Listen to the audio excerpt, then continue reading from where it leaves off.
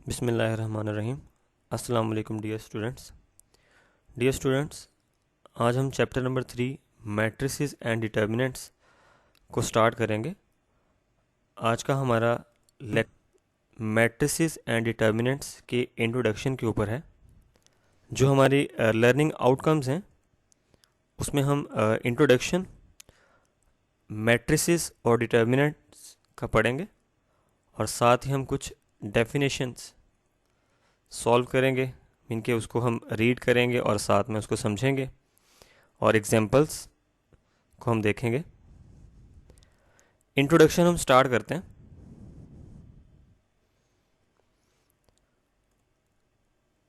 सबसे पहले word matrix English mathematician James Sylvester ने 1850 में यूज़ किया। उसका डेट ऑफ बर्थ और डेथ यहाँ मेंशन है, 1814 टू 1897।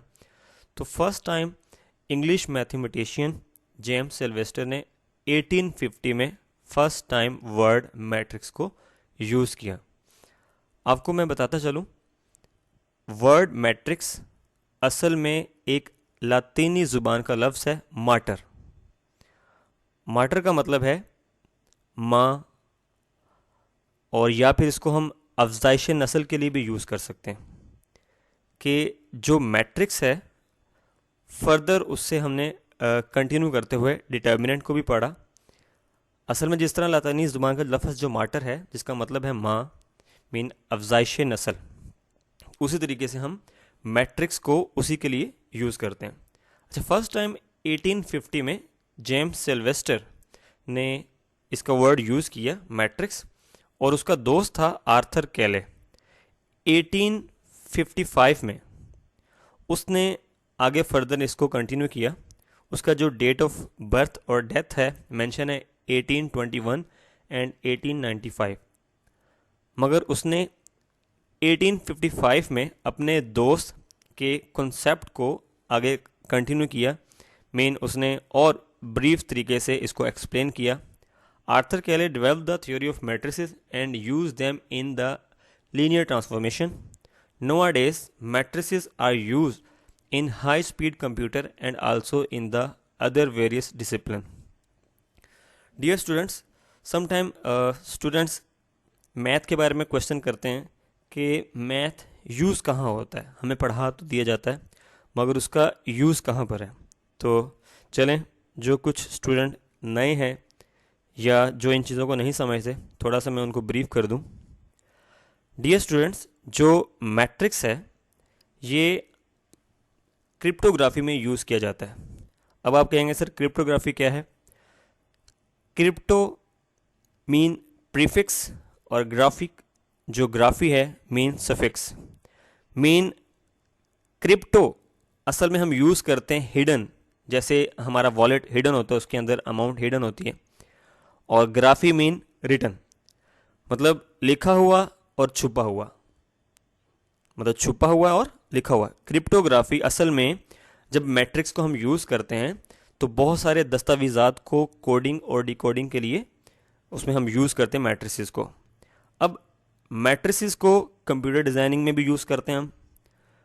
मैट्रिसेस को हम एडोब फोटोशॉप में इमेजेस को रेंडर करने के लिए यूज़ करते हैं। ऑटोमेशन की दुनिया में चले जाएं तो रोबोट्स में मैट्रिसेस यूज़ होते हैं। Matrices are used for describing quantum mechanics of atomic structure. अब अगर मैं बात करूं जियोलॉजिस्ट की, वो जब सर्वे करते हैं, सेस्मिक सर्वे करते हैं, तो रिफ्लेक्टिव साउंड वेव के ज़रिए ज़ेरे ज़मीन पानी की सतह को चेक करने के लिए यूज़ किया जाता है मैट्रिस को। मैट्रिसेस को जब अर्थक्वेक आते हैं तो ज़मीन के अंदर जो शेक होता है अर्थक्वेक का, मैट्रिसेस के ज़रिए उन हम जो वहाँ पर अर्थक्वेक आते हैं वहाँ पर हम यूज़ करते हैं मैट्रिसेस को। और ज़ेर ज़मीन जो पेट्रोल है, ऑयल है, इसको हम गैस को चेक करने के लिए, उनकी सतह को चेक करने के लिए मैट्रिसेस को हम यूज़ करते हैं। अल्ट्रासाउंड में भी मैट्रिसेस को यूज़ किया जाता है। सीटी स्कैन जिसको हम कैट स्कैन भी कहते हैं, उसमें भी मैट्रिसेस को यूज़ किया जाता है। तो बहुत सारी चीज़ों में हम उसको यूज़ करते हैं। अब मैट्रिक्स के बाद हम बात करें अगर डिटर्मिनेंट की, तो dear student, Chinese and Japanese mathematician ने इस कॉन्सेप्ट को आगे बढ़ाया, मीन उन्होंने डिटर्मिनेंट के ऊपर काम किया। The concept of determinant was used by Chinese and Japanese, but the Japanese mathematician Seki Kowa and German mathematician Gottfried Wilhelm Leibniz are credited for the invention of determinant. Mean के Lebanese और सेकिकोवा ने इस concept को आगे बढ़ाया। उसके बाद Gabriel Cramer भी पीछे नहीं रहा। Gabriel Cramer employed the determinant successfully for the solving the system of linear equation. इसने सिस्टम ऑफ लीनियर इक्वेशन को सक्सेसफुली सॉल्व किया। नेक्स्ट हम डेफिनेशन डिस्कस करते हैं। सबसे पहले मैट्रिक्स, अ रेक्टेंगुलर अरे of number enclosed bye a pair of bracket is called matrix. Example हम देख लेते हैं। डियर स्टूडेंट, एक तो आपने पेयर ऑफ ब्रैकेट्स बनाना है, ये हम स्क्वायर ब्रैकेट यहाँ पे मेंशन की, और डियर स्टूडेंट कैपिटल लेटर से हमने उसको यूज़ करना है मैट्रिक्स को रिप्रेजेंट करने के लिए, capital A, capital B, capital C, और जो उस मैट्रिक्स के अंदर एंट्रीज आएंगी, अगर वो इंग्लिश अल्फ़ाबेट्स है तो स्मॉल इंग्लिश अल्फ़ाबेट्स यूज़ करेंगे। अब ये भी माइंड में रखें, मैट्रिक्स कोई न्यूमेरिकल वैल्यू नहीं, असल में ये एक स्ट्रक्चर है। मैट्रिक्स क्या है? एक स्ट्रक्चर है। अब डियर स्टूडेंट देखें, यहाँ पे एंट्रीज हमने मेंशन की 2, -1, 3। अगर मैं सिंपल ये एक्स एक्सिस के हवाले से बात करूँ, हॉरिजॉन्टल जो लाइन है उसे हम रो रिप्रेजेंट करते हैं, और जो वर्टिकल लाइन है उन्हें हम कॉलम रिप्रेजेंट करते हैं। मीन कि अगर हम इस मैट्रिक्स का ऑर्डर चेक करें तो इसका ऑर्डर बनेगा 2/3, 2 रोज हैं और 3 कॉलम्स हैं। Horizontal lines of numbers are called rows. Mean कि अगर आपके पास हॉरिजॉन्टल लाइंस हैं उन्हें हम रोज कहते हैं, और अगर vertical lines of numbers are called columns उन्हें बोलते हैं हम। If there are m rows and n columns then order of matrix is defined as m/n। के रोज के लिए डियर स्टूडेंट हम m से डिनोट करते हैं, और कॉलम्स को अगर रिप्रेजेंट करना हो तो उन्हें n से रिप्रेजेंट करते हैं। अगर आपके पास सपोज किसी भी मैट्रिक्स की 2 रोज हैं और 3 कॉलम है तो उसको लिखना है 2/3। अगर आपके पास किसी मैट्रिक्स की 4 रोज और 7 कॉलम है तो 4/7 उसको हम मेंशन करेंगे।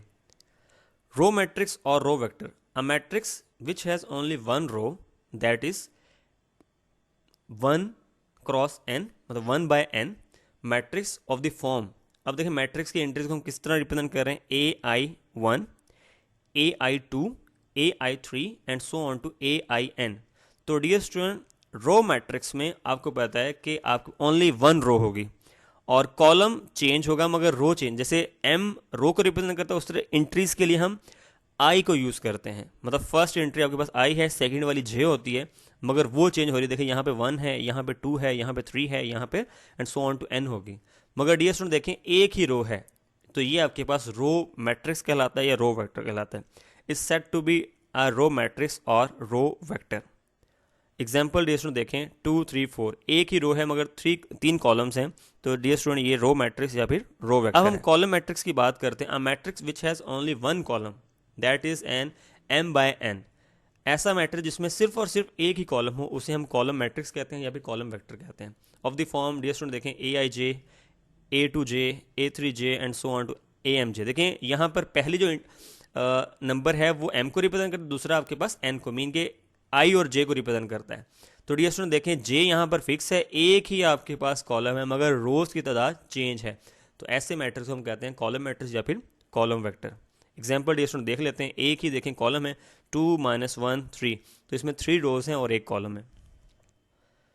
Rectangular matrix, a matrix in which number of rows are not equal to the number of columns is said to be a rectangular matrix। ऐसा मैट्रिक्स जिसमें नंबर ऑफ रोज और नंबर ऑफ कॉलम डिफरेंट हो उन्हें हम rectangular matrix कहते हैं। जैसे 2, 3, 1, -1, 4, 0, 4। तो डियर स्टूडेंट आपके पास 2 रोज हैं और 3 कॉलम्स हैं इसमें। Next, square matrix, a matrix which has same number of rows and column is called a square matrix. ऐसा मैट्रिक्स जिसमें नंबर ऑफ रोज और नंबर ऑफ कॉलम्स की तादाद बराबर हो उन्हें हम स्क्वायर मैट्रिक्स कहते हैं। मिसाल के तौर पर देखें 2 5 -1 6, तो डियर स्टूडेंट 2 रोज हैं और 2 कॉलम्स हैं, तो ये आपके पास स्क्वायर मैट्रिक्स है। इसमें आप देखें 3 रोज हैं और 3 कॉलम्स हैं, तो ये आपके पास स्क्वायर मैट्रिक्स को रिप्रेजेंट कर रहा है। कुछ इंपॉर्टेंट पॉइंट्स डिस्कस कर लेते हैं। The entries where the number of rows and number of columns are equal are called diagonal entries.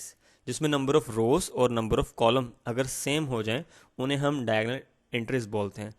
अब देखें that is in any other word to say something A11, देखें नंबर ऑफ जो entries हैं dear student आपके पास रो और column में same same बन रही है, मीन के A11 A22 A33 ANN form a principal diagonal.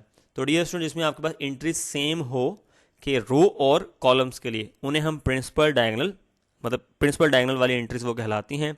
The principal diagonal is also named as leading diagonal और मेन डायगोनल।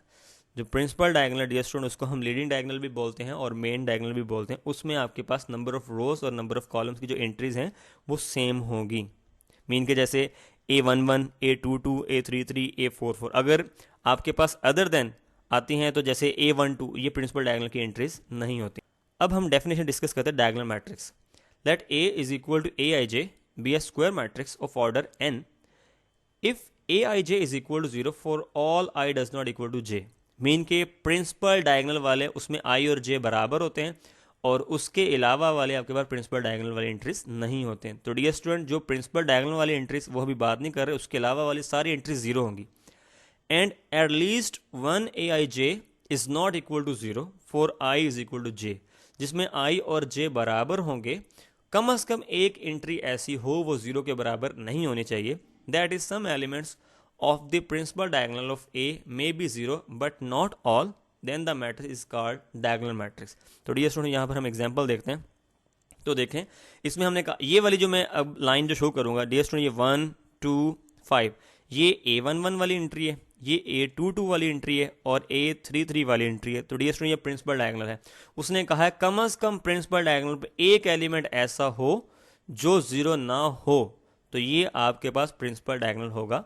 तो देखें इसमें सारे ही अदर देन आपके पास 0 है, मीन ये 1 है, ये 2 है, 5, बाकी सारी के सारे 0। तो डियर स्टूडेंट ये आपके पास डायगोनल मैट्रिक्स है।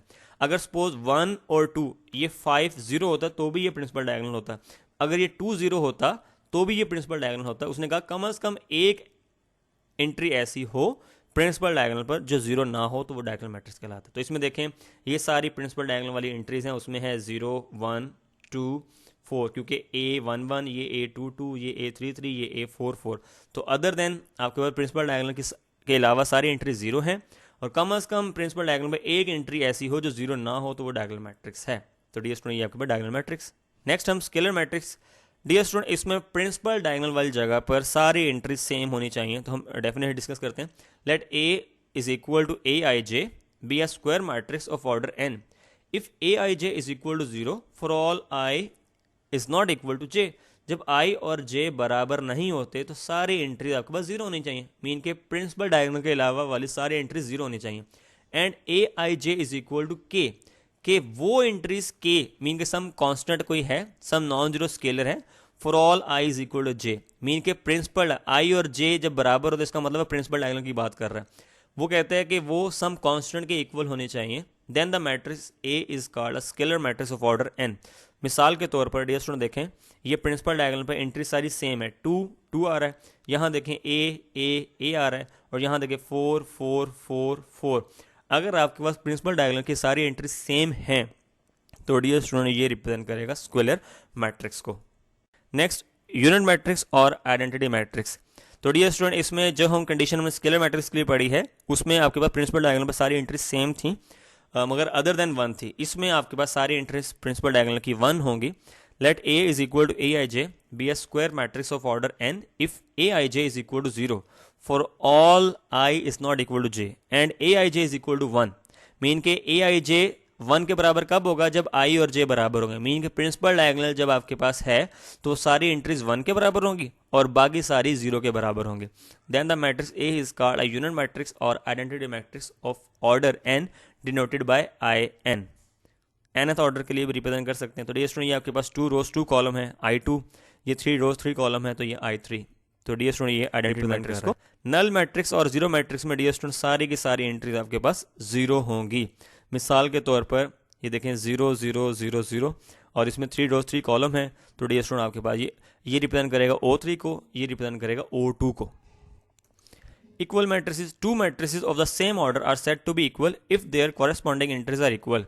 कि दो मैट्रिक्स कब इक्वल मैट्रिसेस होंगे? जब उनकी कॉरेस्पॉन्डिंग मीनिंग सामने वाली एंट्रीज बराबर होंगी। देखें A is equal to AIJ है और M/N ऑर्डर है, B आपके पास BIJ है और उसका ऑर्डर है M/N are equal if A is equal to B, mean कि A और B की सामने वाली सारी एंट्रीज बराबर होनी चाहिए। If AIJ is equal to BIJ for I is equal to 1 2 3 and so on to M and J is equal to 1 2 3 and so on to N। आपको बताया था कि I जो है वो रोज के लिए रिप्रेजेंट किया जाता है और जो J है वो कॉलम के लिए यूज किया जाता है। मिसाल के तौर पर डियर स्टूडेंट देखें, ये जो 1 है ये A मैट्रिक्स और B मैट्रिक्स है। 1 1 के इक्वल है, 2 2 के इक्वल है, 3 3 के इक्वल है, 4 4 के इक्वल है। तो यहाँ पर हम इक्वल मैट्रिसेस इन्हें कह सकते हैं कि important points, two matrices are can be added if they have same order. कि अगर कोई मैट्रिक्स जिनका ऑर्डर सेम है उनको हम ऐड कर सकते हैं। Next point, if A is equal to AIJ is M/N matrix and K is a square then KA is equal to KAIJ। तो डियर स्टूडेंट कोई आपके पास मैट्रिक्स है, AIJ उसकी एंट्रीज हैं जिसका ऑर्डर M/N है, तो अगर उस मैट्रिक्स का कोई सम कांस्टेंट स्केलर मल्टीप्लाई हो K, तो वो मैट्रिक्स की तमाम एंट्रीज के साथ मल्टीप्लाई होगा। Next, to matrices A and B are said to be conformable for the product AB if the number of columns of A is equal to the number of rows of B। इसमें वो क्या कह रहा है कि दो matrix की multiplication possible कब होती है? जब फर्स्ट के नंबर ऑफ कॉलम्स और दूसरे के नंबर ऑफ रोज अगर डियर स्टूडेंट सेम हो तो मल्टीप्लिकेशन पॉसिबल है। जैसे देखें O मतलब ऑर्डर को रिप्रेजेंट कर रहा है। एक मैट्रिक्स A है जिसका ऑर्डर है 2/3, देखें 2 रो हैं और 3 कॉलम्स हैं, और B मैट्रिक्स जिसका ऑर्डर है 3/2। तो मल्टीप्लिकेशन डियर स्टूडेंट पॉसिबल कब होगी? जब फर्स्ट के नंबर ऑफ कॉलम्स और सेकंड के नंबर ऑफ रोज सेम है। तो डियर स्टूडेंट कॉलम देखें, फर्स्ट के 3 हैं और सेकंड वाले की रोज देखें 3 हैं, तो मल्टीप्लिकेशन पॉसिबल है। और ऑर्डर बताने के लिए फर्स्ट के नंबर ऑफ रोज और सेकंड के नंबर ऑफ कॉलम्स, तो आपके पास फर्स्ट के नंबर ऑफ रोज 2 हैं, सेकंड के नंबर ऑफ कॉलम 2 हैं, तो A B को जब हम मल्टीप्लाई करेंगे तो ऑर्डर आपके पास 2/2 बनेगा। Transpose of A matrix, A is a matrix of order M/N, then an N/M matrix obtained by interchanging the rows and columns of A is called the transpose of A. It is denoted by कि dear student number of rows को number of column में आपने convert कर देना है। तो देखें, आप देखें कंप्लीट रो को मैंने बना दिया कॉलम, नेक्स्ट कंप्लीट रो को मैंने बना दिया एक कॉलम, और नेक्स्ट कंप्लीट रो को मैंने बना दिया कॉलम। तो डियर स्टूडेंट ये उस मैट्रिक्स का ट्रांसपोज हो जाएगा। तो A का ट्रांसपोज अगर हम लेते हैं तो अब आप देखें इस तरीके से सारा रिजल्ट चेंज हो जाता है। तो दोनों में से कोई भी आप एग्जाम्पल देख सकते हैं। तो इसमें जस्ट क्या किया, A ट्रांसपोज का ट्रांसपोज लिया, दोबारा वो A के इक्वल बन जाएगा। मतलब किसी भी मैट्रिक्स का हम ट्रांसपोज लें दोबारा से, अगेन वो अगर किसी भी मैट्रिक्स का ट्रांसपोज लें अगेन ट्रांसपोज लें दोबारा वो अपने असल मैट्रिक्स के इक्वल हो जाएगा। डिटर्मिनेंट ऑफ 2/2 मैट्रिक्स, तो डियर स्टूडेंट आपने डिटर्मिनेंट फाइंड करना है एक मैट्रिक्स का जिसका ऑर्डर है 2/2। एग्जाम्पल हम देख लेते हैं। आप देखें A मैट्रिक्स की एंट्रीज हैं A B C D। तो जब हम इसको सॉल्व करेंगे तो डियर स्टूडेंट प्रिंसिपल डायगोनल को मल्टीप्लाई करें, A को D से मल्टीप्लाई करें, और माइनस फिर सेकंड डायगोनल को मल्टीप्लाई करें, B को C से मल्टीप्लाई कर दें, तो आपके पास जो आंसर आएगा AD माइनस BC हो जाएगा। Next, singular and non singular matrices. तो डियर स्टूडेंट ऐसा स्क्वायर मैट्रिक्स उसको हम सिंगुलर कब कहेंगे? जब डिटर्मिनेंट 0 आ जाए। अगर डिटर्मिनेंट 0 नहीं आता तो फिर वो नॉन सिंगुलर होगा, और नॉन सिंगुलर में इन्वर्स एग्जिस्ट करता है, सिंगुलर में इन्वर्स एग्जिस्ट नहीं करता। तो for example singular matrix dear student देखें, एक मैट्रिक्स A है, जब इसका मैं डिटर्मिनेंट लूँगा 1 को मैं 8 से मल्टीप्लाई करूँगा, 8 दरमियान में माइनस, 4 को 2 से 8 माइनस 8 आपके पास 0, तो ये सिंगुलर मैट्रिक्स है। नॉन सिंगुलर क्या है? 2 को 3 से मल्टीप्लाई करो 6, दरमियान में माइनस और माइनस ये प्लस हो जाएगा, तो 6 + 4 आपके पास 10, तो ये नॉन सिंगुलर मैट्रिक्स होगा। Adjoint of a 2/2 matrix, dear student आपने एडजॉइंट लेना है किसी भी मैट्रिक्स का। एंट्रीज देखें एक मैट्रिक्स ए है जिसकी एंट्री है ए बी सी डी, तो जब हम एडजॉइंट लेते हैं प्रिंसिपल डायगोनल को रिप्लेस करते हैं तो ए जो है वो डी की जगह आ जाएगा, जो डी है वो ए की जगह आ जाएगा, और सेकेंडरी डायगोनल के साइन चेंज कर देते हैं, बी माइनस बी हो जाएगा और सी माइनस सी हो जाएगा। ये 2/2 में ऐसा करते हैं। 3/3 के लिए हम 3.3 में डिस्कस करेंगे। तो ये एग्जाम्पल डिस्ट्रीब्यूशन दी हुई है, 1 4 की जगह आ जाएगा, 4 1 की जगह, और 2 -2 हो जाएगा, 3 -3 हो जाएगा। तो ये हो जाएगा हमारा इनवर्स ऑफ ए 2/2 मैट्रिक्स। तो डियर स्टूडेंट आपने इनवर्स लेना है। इनवर्स का फॉर्मूला आपके पास क्या है, 1/a डिटर्मिनेंट और 1 के साथ एडजॉइंट ऑफ a, वो मैट्रिक्स हमारे पास 1 के साथ मल्टीप्लाई हो जाएगा। तो डियर स्टूडेंट यहाँ पर देखें, let A be a non-singular square matrix of order 2 if there exists a matrix B such that AB is equal to BA is equal to I2, mean I identity matrix को represent करता है। तो यहाँ पर वो कह रहा है I2 आपके पास ये मैट्रिक्स है 1 0 0 1। तो ये आपने पढ़ा था बेटा AB BA के इक्वल नहीं होता इन मैट्रिक्स मल्टीप्लीकेशन, मगर यहाँ पर देखें कुछ पर्टिकुलर केस हैं कि AB अगर BA के बराबर वो कहता है और वो आइडेंटिटी मैट्रिक्स है, तो इसका मतलब है A और B एक दूसरे के मल्टीप्लिकेटिव इन्वर्स हैं, मीन B A इन्वर्स के इक्वल होगा, या फिर हम कह सकते हैं कि जो A है वो B इन्वर्स के इक्वल होगा। तो देखें then B is called the multiplicative inverse of A and is usually denoted by A inverse. तो देखें that is B is equal to A inverse. तो एक ही सूरत में ए बी बी ए के बराबर होगा जब एक दूसरे के ये मल्टीप्लिकेटिव इन्वर्स होंगे। तो यहाँ देखें बी वो कहता है ए इन्वर्स के इक्वल है, तो बी की जगह जब ए इन्वर्स लिखेंगे तो ए इन्वर्स और ए, और यहाँ पर ए इन्वर्स और ए, मीन कि यहाँ ए इन्वर्स और ए इन्वर्स ए, ये आइडेंटिटी मैट्रिक्स बनेगा। तो एक ही सूरत में ये पॉसिबल होगा, कम्यूटेटिव प्रॉपर्टी होल्ड करेगी। अदरवाइज अगर ये एक दूसरे के मल्टीप्लिकेटिव इन्वर्स नहीं है तो डियर स्टूडेंट याद रखें A B is not equal to B A. तो A inverse is equal to A inverse A is equal to I2 identity matrix है। तो ये कंप्लीट एक एग्जांपल सॉल्व की हुई है, तो इसको आप अच्छे तरीके से देखिएगा। किसी भी पॉइंट में अगर कोई प्रॉब्लम हो तो without any hesitation dear student आप हमसे डिस्कस कर सकते हैं। व्हाट्सएप पे आपका टाइम है 10 AM to 12 PM।